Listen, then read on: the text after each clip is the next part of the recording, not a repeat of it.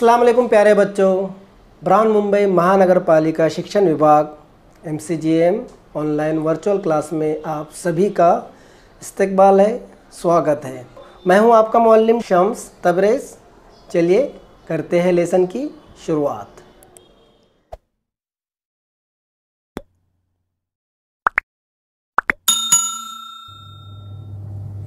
Hello अस्सलाम बच्चों, कैसे आप लोग? उम्मीद है खैरियत से होंगे, पढ़ाई बराबर कर रहे होंगे, हमारी वीडियो भी देख रहे होंगे। आपकी खिदमत में फिर से हाजिर है एक नया वीडियो लेकर, और ये वीडियो आपको BMC VTC उर्दू की जानिब से मिल रहा है। ऐसे और भी वीडियो चाहिए तो चैनल को सब्सक्राइब कर लीजिए और बेल आइकन दबा दीजिए ताकि जैसी वीडियो हम अपलोड करें आपको फ़ौरन मिल जाए। चलिए शुरू करते हैं आज का हमारा लेसन। हिंदी लोकवाणी 9वीं कक्षा के लिए, मध्यम उर्दू कक्षा 9वीं, विषय हिंदी।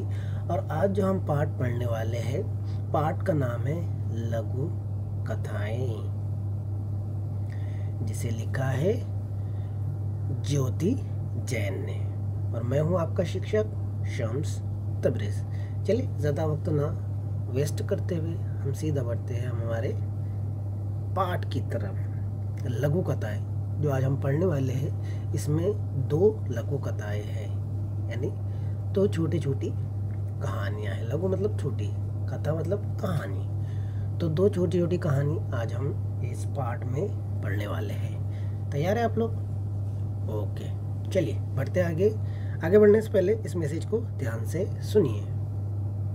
हाँ बच्चों, सबसे पहले आपको यहाँ पर जो BMC VTC उर्दू दिख रहा है, उसके सामने आपको रेड कलर में सब्सक्राइब का बटन दिख रहा है।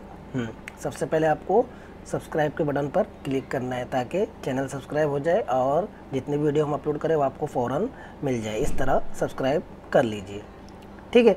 और उसके आगे जो बेल आइकन है, देखिए दिख रहा है आपको, हाँ ये वाला, तो इस पर भी क्लिक कर दीजिए और ऐसी नोटिफिकेशन आएंगी तो इसको ऑन कर दीजिए, बराबर। तो ये बेल आइकन भी क्लिक हो गया। अब आपको करना क्या है, डिस्क्रिप्शन में जाना है, ये रहा डिस्क्रिप्शन, यहाँ पर क्लिक करना है। क्लिक करने के बाद आपको इस तरह से इम्पॉर्टेंट क्वेश्चन यहाँ पर दिखाई दे रहे हैं। दिख रहा है आपको इम्पॉर्टेंट क्वेश्चन? तो जो सबक हमने पढ़े उससे रिलेटेड यहाँ पर क्वेश्चन होंगे। ये क्वेश्चन आपको क्या करना है, अपने कॉपी में लिखना है और टीचर को सेंड करना है। और उसी के नीचे आपको दिख रहा है फॉर फीडबैक फॉर्म, है ना। तो ये फॉर्म भी आपको भरना है और आपको बताना है कि ये वीडियो आपको कैसा लगा। समझ में आ गया बच्चों आपके? Very good. चलिए बढ़ते हैं आगे। चलिए परिचय देख लेते हैं लेखक का, ज्योति जैन।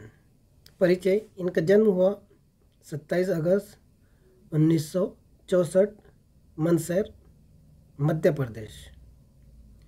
परिचय: मुख्यतः कथा साहित्य एवं समीक्षा के क्षेत्र में लेखन किया है। प्रमुख पात्र पत्रिकाओं में आपकी रचनाएं प्रकाशित हुई है। प्रमुख कृतियाँ: जल तरंग लघु कथा संग्रह, बोरवेला कहानी संग्रह। तो ये ज्योति जैन का छोटा सा परिचय है। 27 अगस्त 1964 को ये पैदा हुए हैं और समीक्षा के क्षेत्र में लेखन किया है और प्रमुख पत्र और पत्रिकाओं में इनकी रचनाएं प्रकाशित हुई है। आगे बढ़ते हैं, गद्य संबंधी देख लेते हैं। लघु कथा: लघु कथा किसी बहुत बड़े परिदृश्य में से एक विशेषण प्रसंग को प्रस्तुत करने का चातुर्य है। प्रस्तुत दावा लघु कथा में जैन जी ने प्रच्छन्न रूप से सैनिकों के योगदान को देश के लिए समर्पित बताया है। नीम का पेड़ लघु कथा में पर्यावरण के साथ साथ बड़ों की भावनाओं का आदर करना चाहिए, ये बताया गया है। आज जो हम पाठ पढ़ने वाले हैं इसमें 2 लघु कथाएं हैं, एक दावा है और दूसरी है नीम का पेड़। तो चलिए बढ़ते आगे हमारे पाठ की तरफ। चलिए बढ़ते अब हमारे पाठ की तरफ। और आज का हमारा जो पाठ है, जैसा कि आप लोगों को पता है, पाठ क्रमांक 7 लघु कथाएं, जिसे लिखा है ज्योति जैन ने। तो सबसे पहले जो हम लघु कथा पढ़ने वाले हैं उसका नाम है दावा। इसे कहते हैं पठनार्थ। ओके, चलिए शुरू करते हैं। बहस चढ़ रही थी। सभी अपने अपने देशभक्त होने का दावा पेश कर रहे थे। देखिए, अभी आपको यहाँ पर माहौल बताया गया है कि क्या चल रहा है, ओके, ताकि आपके समझ में आ जाए। देखिए, छोटी सी कथा है लेकिन इसके अंदर बहुत सारी चीज़ें आपको समझनी है, क्योंकि एक छोटी सी कथा में भी हम बहुत सारी चीज़ें बता सकते हैं। क्या चल रही थी यहाँ पर? बहस चल रही थी और सभी अपने अपने देशभक्त होने का दावा पेश कर रहे थे। बहस चल रही थी कि सबसे बड़ा देशभक्त कौन है। मैं देशभक्त हूँ, मैं देशभक्त हूँ। सब अब क्या कर रहे थे? दावा पेश कर रहे थे कि मैं सबसे बड़ा देशभक्त हूँ, मैं सबसे बड़ा देशभक्त हूँ। तो देखते हैं, सबसे पहले शिक्षक क्या कह रही। देखिए, शिक्षक या शिक्षिका जो भी हम कह सकते हैं, टीचर है ना, सर। शिक्षक का कहना था, हम नौनिहालों को शिक्षित करते हैं, अतः यही देश की बड़ी सेवा है। क्या कह रहे शिक्षक? शिक्षक का कहना है कि हम नौनिहालों को शिक्षित करते हैं। नौनिहाल मतलब जो बच्चे हैं, क्या है? नौनिहाल, जो छोटे छोटे बच्चे हैं, उनको क्या करते हैं? हम शिक्षित करते हैं। हमारे जो कंट्री है, हमारे जो मुल्क है, उसके बच्चों को क्या करते हैं? हम पढ़ाते हैं, शिक्षित करते हैं, बराबर ना। अतः यही देश की सबसे बड़ी सेवा है ना। और ये जो बच्चे हैं आगे जाके क्या बनते हैं? यही देश के, यही हमारे शहरी बनते हैं, है ना। देश के रहवासी आगे यही बनेंगे और यही आगे चलकर हमारे देश का नाम क्या करेंगे? रोशन करेंगे। और शिक्षक की बात भी सही है कि वो क्या करते? नौनिहालों को शिक्षित करते हैं। हर बच्चा जो है टीचर के पास जाता है ना। आज वो कितना भी बड़ा आदमी बन गया हो, बराबर ना, कितना भी बड़ा आदमी बन गया हो, लेकिन उसने किसी टीचर के पास जाके इल्म हासिल किया ही होगा। स्कूल गया होगा, ट्यूशन गया होगा, किसी ने उसे पढ़ाया होगा, है ना। हमें क्या होती है? टीचर की ज़रूरत होती है, गाइडेंस की ज़रूरत होती है, रहबर की हमें ज़रूरत होती है। हम ऐसे ही नहीं पढ़ सकते, बल्कि हमारे पीछे कोई हमें गाइड करने वाला, कोई टीचर होना ज़रूरी है, ताकि वो हमारी गलती बताए और क्या सही है और क्या गलत है और किसको किस तरह करना है, किसको किस तरह पढ़ना है। ये सब हमें शिक्षक ही बताता है ना। आप भी क्लास में जाते हैं, टीचर आते हैं, अलग अलग टीचर आते हैं आपकी क्लास में, है ना। अलग अलग सब्जेक्ट के लिए अलग अलग टीचर आते हैं। वो आते हैं, आपको पढ़ाते हैं, आपको बताते हैं ये किस तरह होता है, ये कैसे हो सकता है ना। ये सारी चीज़ें आपको शिक्षित करते हैं, बराबर ना। शिक्षक क्या करते हैं? आपको शिक्षित करते हैं। शिक्षित करते हैं मतलब आपको पढ़ाते हैं, है ना। आपको आने वाले वक्त के लिए तैयार करते हैं, मुस्तकबिल के लिए आपको तैयार करते हैं, है ना। पढ़ते हैं फर्स्ट, सेकंड, थर्ड, 8, 9, 10 में फिर आप जाते हैं, फिर आगे जाके आप 11, 12 करते हैं, फिर वहाँ से जाकर किसी डिप्लोमा, डिग्री या फिर किसी अलग कोर्स की तरफ आप जाते हैं, फिर वहाँ पे भी पढ़ लेते हैं, फिर आप जॉब करते हैं या फिर बिजनेस करते हैं। तो उसमें किसका हाथ है? आपका तो उसके अंदर हाथ है, आपके पेरेंट्स का उसके अंदर हाथ ज़रूर है, लेकिन एक शिक्षक का भी उसके अंदर बहुत महत्वपूर्ण हिस्सा होता है ना। शिक्षक नहीं होगा तो आप सही से तालीम हासिल नहीं कर पाएंगे, सही से पढ़ नहीं पाएंगे, बराबर ना। हाँ, तो एक गाइडेंस की हमें ज़रूरत होती है, एक गाइड की हमें ज़रूरत होती है, एक शिक्षक की हमें ज़रूरत होती है। तो यहाँ पे शिक्षक ये दावा पेश कर रहे हैं कि हम नौनिहालों को शिक्षित करते हैं, अतः यही देश की बड़ी सेवा है। यानी हम देश की क्या कर रहे हैं? सेवा कर रहे हैं कि देश को शिक्षित बना रहे हैं। हम बच्चे शिक्षित हो रहे हैं मतलब देश भी क्या हो रहा है? शिक्षित हो रहा है। तो हम देश के सबसे बड़े देशभक्त हैं। समझ में आ रहा है ना आपके? तो शिक्षक क्या कर रहा है कि मैं देश का सबसे बड़ा देशभक्त हूँ, मैं अपने मुल्क का सच्चा प्रेमी हूँ, तो मैं ही सच्चा देशभक्त हूँ। क्योंकि आप ये वीडियो देख रहे हैं, ये भी एक शिक्षक ही बना रहा है। तो देखते हैं, यहाँ पर उन्होंने दावा पेश किया कि हम देश की सेवा कर रहे हैं, क्योंकि हम देश को शिक्षित कर रहे हैं, इसलिए हम सबसे बड़े देशभक्त हैं। चलिए बढ़ते आगे। हाँ, देखिए आप कौन आया है? चिकित्सक का कहना था, नहीं, हम ही देशवासियों की जान बचाते हैं, अतः ये प्रमाण पत्र तो हमें ही मिलना चाहिए। बराबर ना। कितने सारे हॉस्पिटल्स, कितने सारे दवाखाने हैं, बराबर ना, हमारे मुल्क में, और कितनी सारी बीमारियां होती है। और अभी तो आपने देखे कि बहुत भयंकर बीमारी का अटैक हम पर हुआ था, बराबर ना। और उसमें कौन लोग काम कर रहे थे? डॉक्टर्स, चिकित्सक, नर्सेस, ये सब लोग क्या कर रहे थे? काम कर रहे थे, बराबर ना। इतनी बड़ी जो बीमारी जो आई थी, अब बीमारी से हम तो लड़ ही रहे थे, लेकिन हमारा साथ कौन दे रहा था? यही चिकित्सक हमारा साथ दे रहे थे, बराबर ना। इन्होंने ही हमें संभाला। और कोरोना जैसी बड़ी बीमारी पर आज हमने क्या कर दिए? मात दे दिए है, बराबर ना।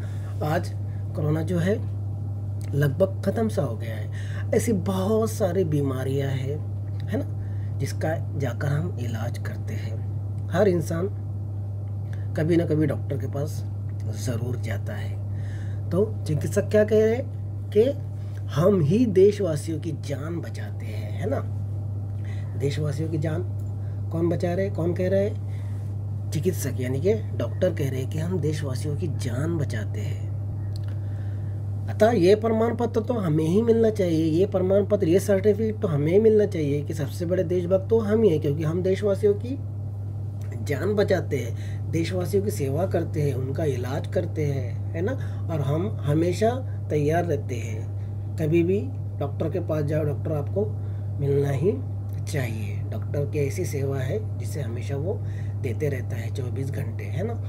आपने देखे होंगे मेडिकल भी, कुछ मेडिकल जो है बंद हो जाते हैं, लेकिन कुछ मेडिकल क्या है 24 घंटे के लिए शुरू रहते हैं। क्यों?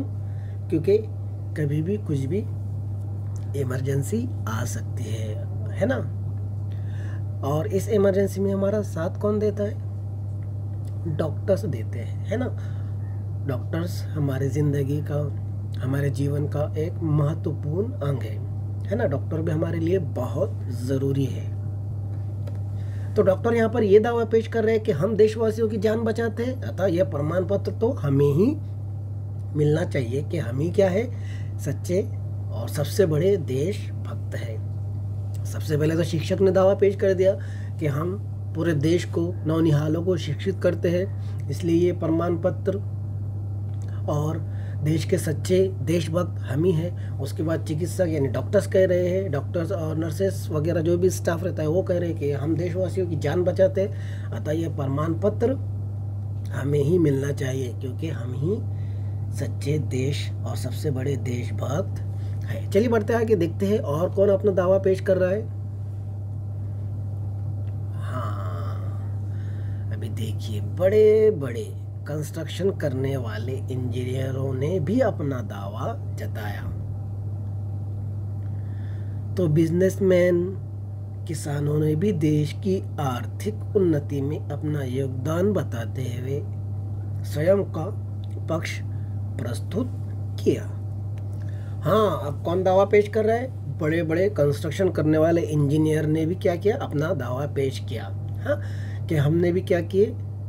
हमारी जो देश है, हमारा जो देश है, हमारी जो कंट्री है, इसको क्या किया? हमने बिल्डअप किए हैं, इसको बनाए हैं, इतनी बड़ी बड़ी इमारतें हमने बनाई है ना। आप जिस घर में बैठे हैं वो भी हमने ही बनाया है, जिस रोड पर आप चल रहे हैं वो रोड भी हमने ही बनाया है, बराबर ना। तो इतनी सारी बिल्डिंग, पुरानी बिल्डिंग से लेकर नई बिल्डिंग तक, सारी बिल्डिंग, सारे घर हमने ही बनाया, कंस्ट्रक्शन हमने किया है, हमने इसे बनाया है ना। और इतने मजबूत और इतने मालों की, है ना, 50, 100, 150, बराबर ना, इतनी बड़ी बड़ी इमारतें बनी हैं। तो ये किसने बनाया है? हाँ, हमने बनाया है। इंजीनियर और कंस्ट्रक्शन करने वाले कह रहे हैं कि ये हमने बनाया है, बराबर ना। तो सबसे बड़े देशभक्त तो हम ही हैं, क्योंकि हमने देश को बनाया है, बिल्ड किया है ना। बड़ी बड़ी बिल्डिंगें खड़ी की है, रोड बनाए हैं, बराबर ना।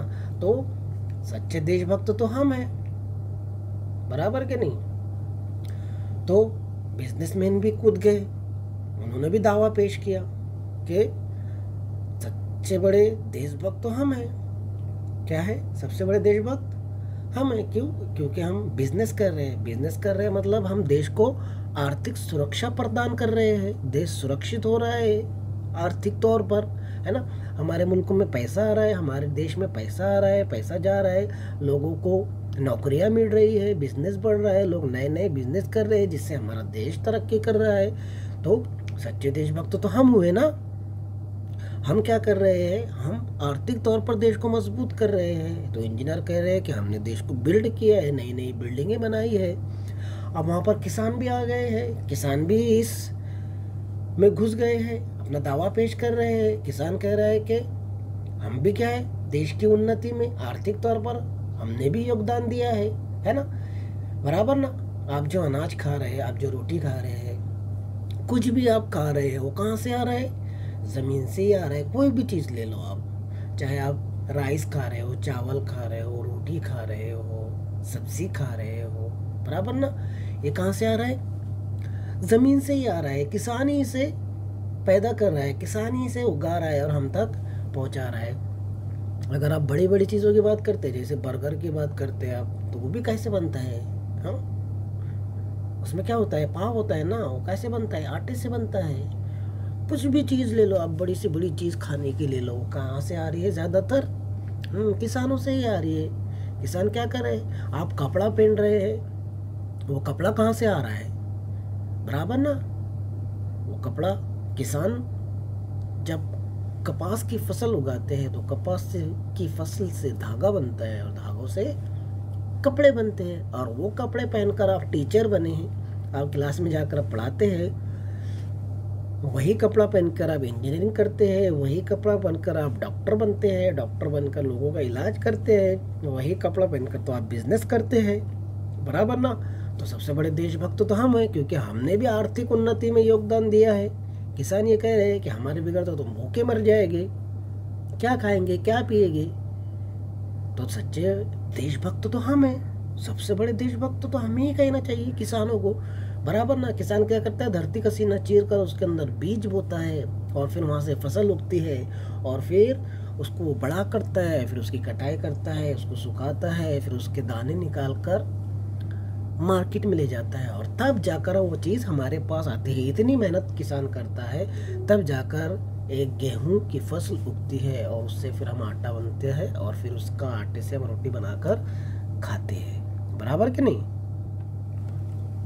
तो यहाँ पर किसानों ने भी अपना दावा पेश कर दिया। सबसे पहले किसने दावा पेश किया? शिक्षकों ने दावा पेश किया, चिकित्सकों ने पेश किया।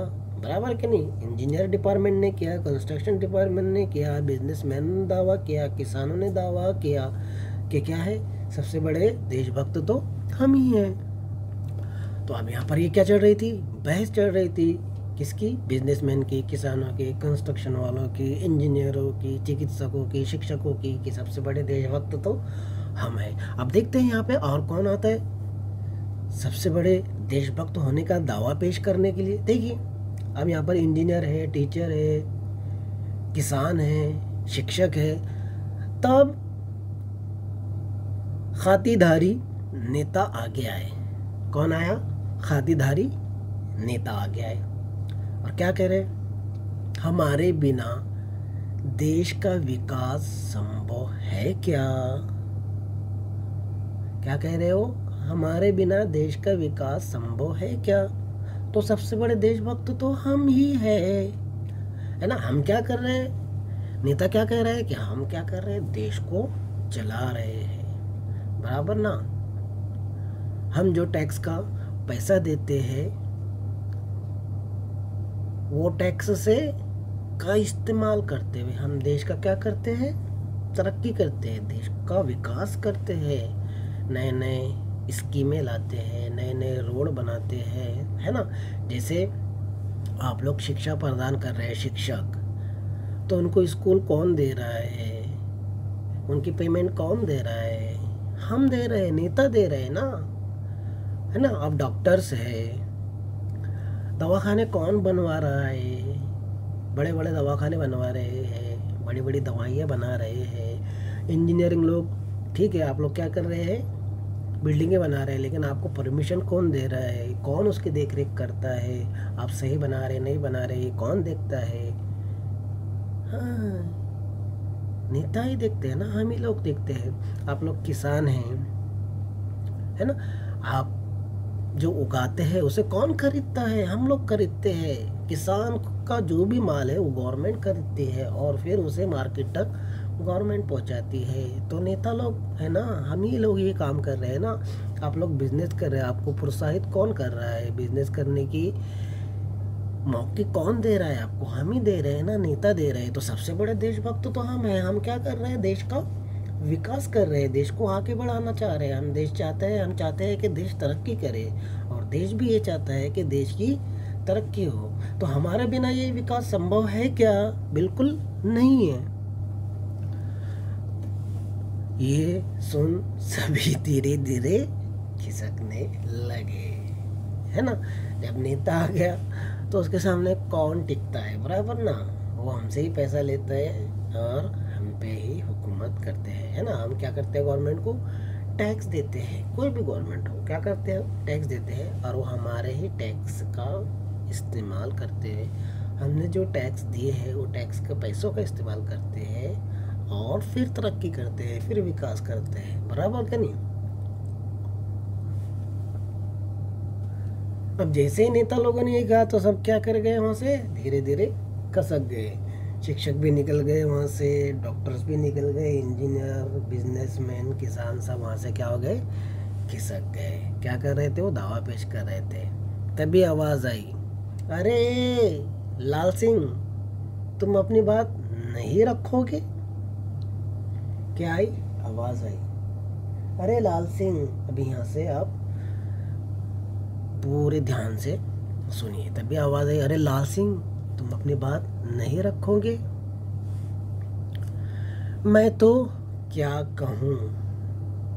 सब लोग अपना अपना दावा पेश कर रहे थे ना कि सच्चा देशभक्त कौन है। तो लाल सिंह कह रहे हैं, मैं तो क्या कहूँ। रिटायर फौजी बोला। कौन था वो? रिटायर फौजी।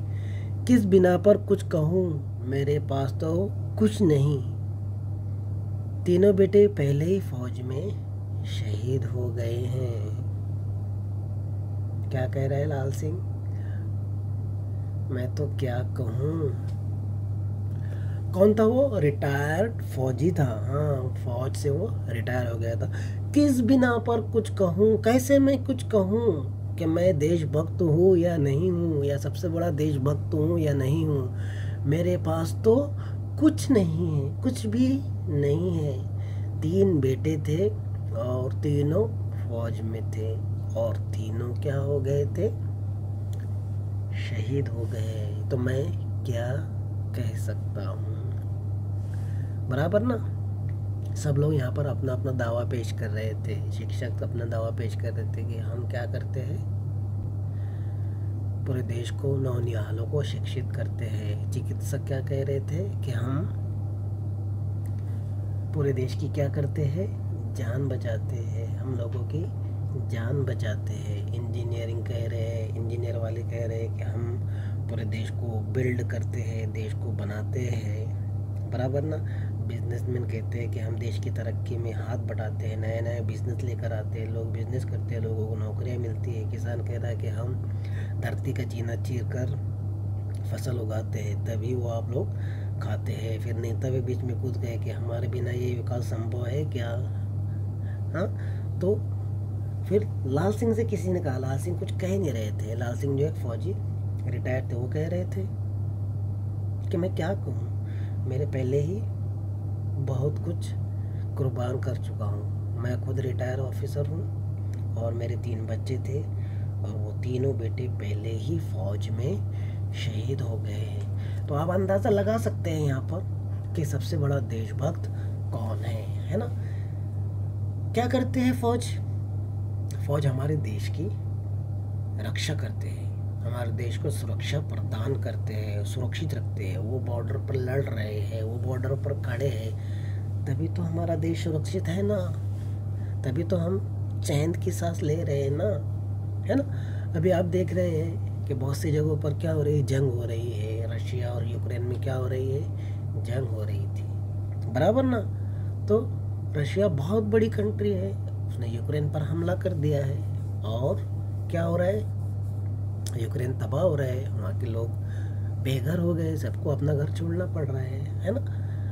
तो ऐसी सिचुएशन में, ऐसी कंडीशन में फौज क्या करती है, हमारी हिफाजत करती है ना।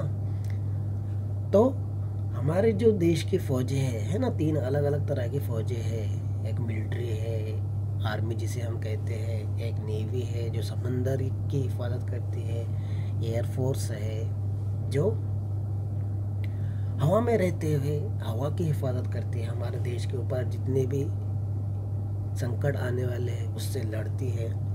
तो अलग अलग तरह की फौज है हमारी इंडिया की, बराबर के नहीं। तो ये लोग क्या करते हैं, हमारी हिफाजत करते हैं और अपनी जानों की कुर्बानी देते हैं हमारे लिए।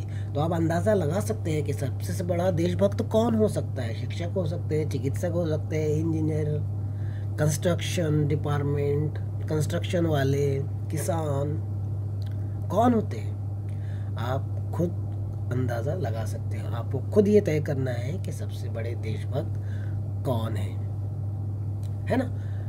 यहाँ पर हमारे जो लघु कथा है यहाँ पर ख़त्म होती है। पहली लघु कथा दावा तो ख़त्म होने के साथ अब हमें यहाँ पर ये बताया नहीं गया इस लघु कथा में कि सच्चा सबसे बड़ा देशभक्त कौन है। ये आपको खुद तय करना है कि सबसे बड़ा देशभक्त कौन है। आपने एक नारा सुना होगा, जय जवान, बोलिए आगे, जय जवान जय किसान, है ना।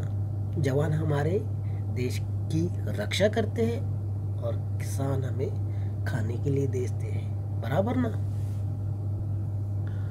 हम ये तय नहीं कर सकते कि सबसे बड़ा देशभक्त कौन है। एक शिक्षक है, वो भी अपनी जगह पर बहुत इम्पोर्टेंट रखता है, बहुत महत्वपूर्ण है। डॉक्टर्स बहुत महत्वपूर्ण है, अपनी जगह पर बहुत इम्पोर्टेंस है उनकी भी। इंजीनियरिंग की भी इम्पोर्टेंस है। जो लोग बिजनेस करते हैं वो भी बहुत महत्वपूर्ण है।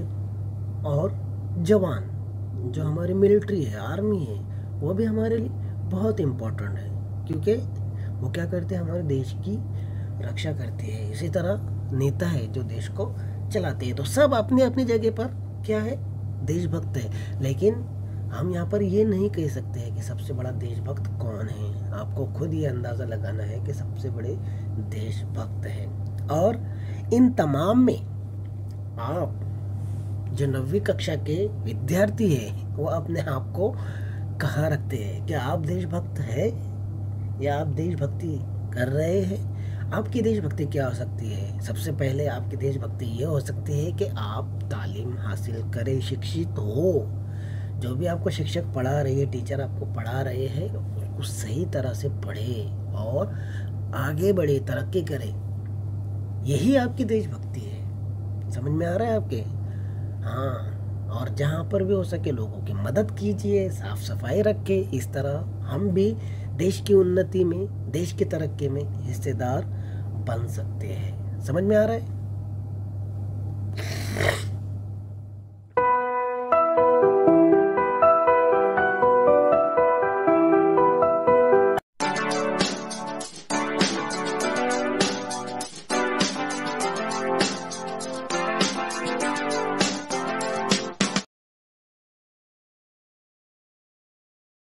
तो बच्चों, मुझे उम्मीद है आपको आज का लेसन पसंद आया होगा। आज की वीडियो में बस इतना ही। मिलते हैं हम नेक्स्ट वीडियो में। तब तक के लिए अल्लाह हाफिज़।